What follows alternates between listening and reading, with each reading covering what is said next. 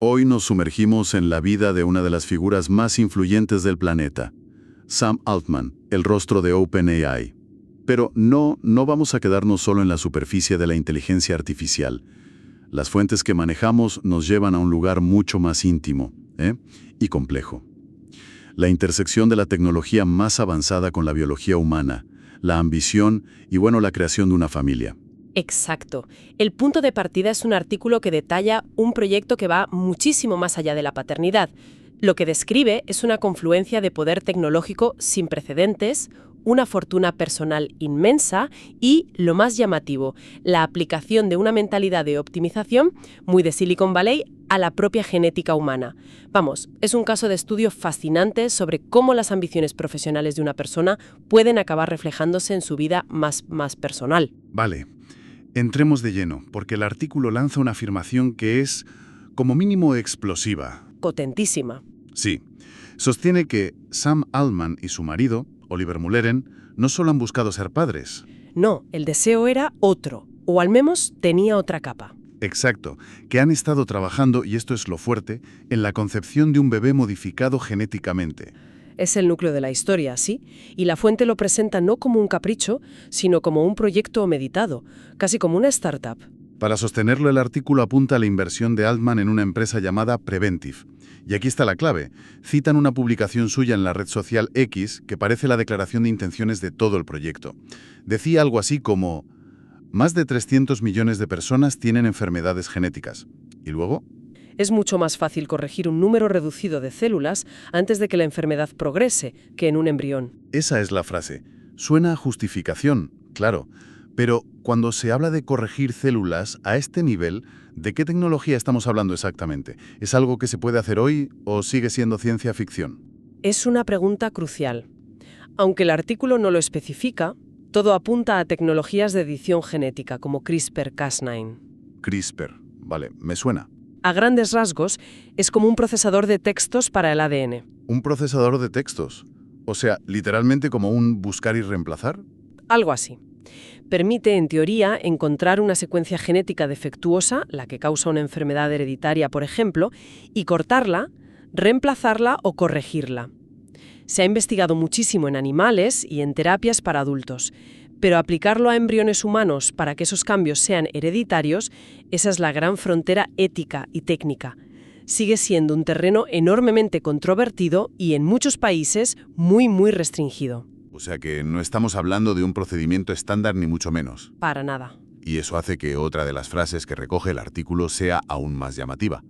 Al parecer, la intención era presentar un proyecto ante la comunidad científica que antes de que pudiera objetar sobre el proceso. Uf. La audacia de esa frase es tremenda. Es el lema de Silicon Valley, el muévete rápido y rompe cosas, pero aplicado a la línea germinal humana. Totalmente. Es una declaración que revela una mentalidad. No es, vamos a abrir un debate ético. No. Es, vamos a presentar un hecho consumado. Refleja la creencia de que el progreso tecnológico no debe ser frenado por el debate o la regulación, sino que debe avanzar y demostrar sus beneficios por sí mismo. Es esa filosofía de si algo es tecnológicamente posible, se debe hacer y ya se discutirán las consecuencias después. Una filosofía que ha creado fortunas y avances increíbles, pero que aplicada a la genética humana abre una caja de Pandora. Y un proyecto de esta envergadura, con esta filosofía detrás, no surge de la nada. El artículo dedica bastante espacio a pintar un retrato de la pareja. Y no es un retrato cualquiera.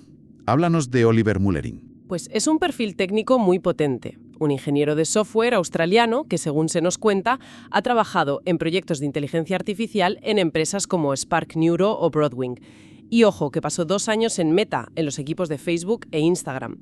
Es decir, no es solo la pareja de, es alguien que comparte el mismo universo tecnológico y presumiblemente la misma visión del mundo. Y el artículo subraya un detalle que a primera vista podría parecer de crónica social, pero que creo que tiene más miga. Su primera aparición pública como pareja fue en una cena de Estado en la Casa Blanca, invitados por Joe Biden, un evento muy exclusivo. A ver, esto parece sacado de una revista del corazón. ¿Qué importancia tiene realmente? Es que no es cotilleo, es geopolítica. La fuente lo incluye para enviar un mensaje muy claro. No estamos hablando de meros millonarios tecnológicos. Vale. California es un asunto de Estado, de seguridad nacional, de futuro económico. Y ellos son recibidos por el presidente de Estados Unidos no como empresarios, sino casi como dignitarios. Se les reconoce un poder que trasciende lo corporativo. Entiendo. Es una forma de establecer su estatus. Y a ese estatus, el artículo añade pinceladas de su estilo de vida. Una mansión en Russian Hill, en San Francisco, escapadas de fin de semana a una casa en Napa Valley. Pero lo conecta todo con su filosofía filantrópica. Exacto, y esto es fundamental para entender su mentalidad. El plan, al parecer, es donar gran parte de su fortuna, estimada en unos 3.000 millones de dólares. Pero no a cualquier cosa. Claro. El objetivo es financiar causas que puedan crear abundancia a través de la tecnología y la innovación. Y el artículo es muy explícito al conectar esta misión de crear abundancia para el mundo con su deseo de formar una familia. No son dos carriles separados, es la misma filosofía de mejorar el sistema aplicada a dos escalas distintas. La macro, que es la humanidad, y la micro, que es su propia descendencia. Y esto me lleva a pensar en el cuándo de todo esto. Porque el timing, según el artículo, es todo menos casual. La fuente sitúa el nacimiento de su primer hijo gestado mediante subrogación en febrero de 2025.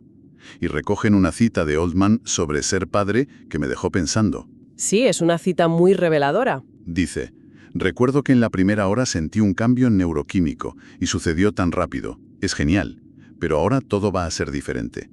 Lo dice a sus 40 años. Me llama la atención el lenguaje. Cambio neuroquímico. Totalmente. Es una forma muy de ingeniero, muy analítica, de describir una de las experiencias más viscerales que existen. Es como si estuviera observando su propio código fuente cambiar en tiempo real. Absolutamente. Es el lenguaje de alguien que ve el mundo, incluso sus propias emociones, como un sistema optimizable. Pero lo fascinante es lo que está pasando justo en ese momento en su vida profesional. El nacimiento de su hijo, la culminación de ese proyecto personal, ocurre en un momento de éxito estratosférico para OpenAI. Aquí es donde la escala se vuelve demencial. El artículo cuenta que solo unas semanas antes de ese nacimiento se cierra el acuerdo con Microsoft. OpenAI se convierte en una entidad de beneficio público, pero con una valoración de $500 millones. Y es importante detenerse en esa cifra, porque es difícil hacerse una idea de su magnitud. Es una barbaridad. $500.000 millones es más que el Producto Interior Bruto de países como Noruega, Irlanda o Israel. No hablamos solo de dinero para yates y mansiones, hablamos de un nivel de poder y de recursos para moldear el futuro que muy pocas personas o incluso naciones han tenido en la historia. Es la capacidad de financiar cualquier proyecto, por ambicioso que sea. Claro.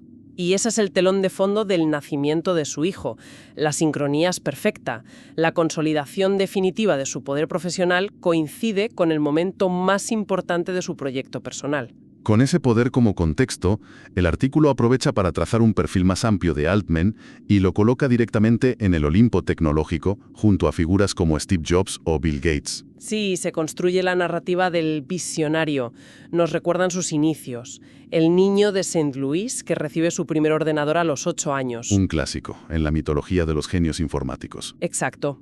Y su paso por la aceleradora Y Combinator, que es como la cantera de los fundadores de startups más influyentes del mundo. Hay una anécdota de una entrevista de 2016 con el New Yorker que el artículo rescata y me parece buenísima. Altman decía que su Mac de 2005 era lo más increíble del mundo. Parece una simple nota de color, pero creo que dice mucho de su forma de ver la tecnología. Dice muchísimo. No es solo nostalgia. Revela una fe casi religiosa en el poder transformador de la tecnología. En esa máquina él no veía un aparato, veía una herramienta para cambiar la realidad, un portal a un futuro mejor. Esa fascinación infantil es la semilla de la convicción adulta de que la inteligencia artificial va a rediseñar el mundo por completo. El artículo lo pinta como alguien que no solo trabaja en tecnología, sino que cree en ella como la fuerza redentora de la humanidad. Entonces, si unimos todas las piezas, ¿qué imagen final nos deja la fuente? Tenemos a este visionario en la cima absoluta de su poder. Profesional, con recursos casi ilimitados gracias al acuerdo con Microsoft. Y personal, con el nacimiento de su hijo, que él mismo describe como un punto de inflexión vital. Pero el artículo insiste una y otra vez en que este no es un nacimiento cualquiera, y llega a usar la expresión provocadora de una fábrica de bebés perfectos. Esa expresión es sin duda una hipérbole del articulista, pero apunta a la idea central que se desprende de todo el análisis: el desdibujamiento de las fronteras. ¿A qué te refieres con desdibujamiento? Pues por un lado tenemos la misión pública de OpenAI, crear avances tecnológicos para la humanidad, y por otro, la misión privada que se insinúa: aplicar la tecnología para un avance de la humanidad, empezando por la suya.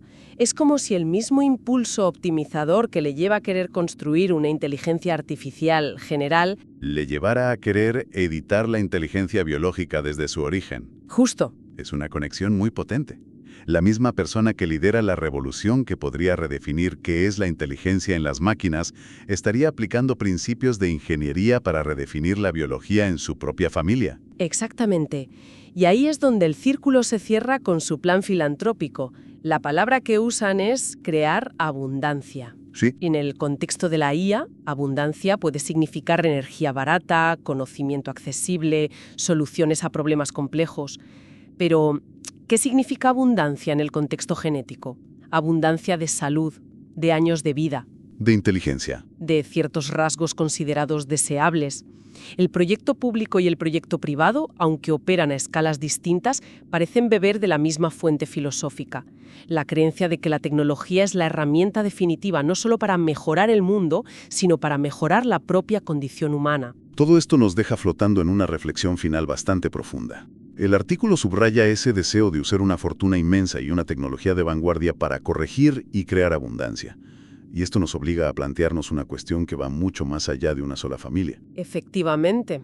La pregunta que queda en el aire es: si empezamos a ver la genética humana como un código que se puede depurar, como un software lleno de bugs que hay que arreglar, ¿quién decide qué es un bug? Claro, Una enfermedad hereditaria devastadora como la de Huntington es claramente un bug, estamos de acuerdo. Pero, ¿y la miopía?